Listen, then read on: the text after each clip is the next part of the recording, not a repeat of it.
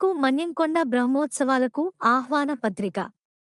Mahabub Nagar MLA యన్నం Srinivas Reddy ఆధ్వర్యంలో మన్యంకొండ దేవస్థానం పాలక మండలి చైర్మన్ మరియు సభ్యులు రాష్ట్ర ముఖ్యమంత్రి రేవంత్ రెడ్డిని వారి నివాసంలో కలిసి మన్యంకొండ శ్రీ లక్ష్మీ వెంకటేశ్వర స్వామివారి బ్రహ్మోత్సవాలకు ఆహ్వానిస్తూ ఆహ్వాన పత్రికను అందజేశారు.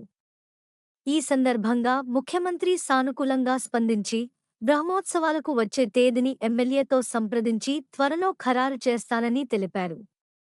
ఈ కార్యక్రమంలో జడ్చర్ల ఎమ్మెల్యే అనిరుద్ రెడ్డి మరియు మన్యం కొండ దేవస్థానం పాలకమండలి చైర్మన్ అలహరి మధుసూదన్ చారి, ముడా చైర్మన్ లక్ష్మణ్ యాదవ్, గ్రంథాలయ సంస్థ చైర్మన్ మల్లు నరసింహారెడ్డి, డిసిసి ప్రధాన కార్యదర్శి సిరాజ్ ఖాద్రి మరియు సభ్యులు తదితరులు పాల్గొన్నారు.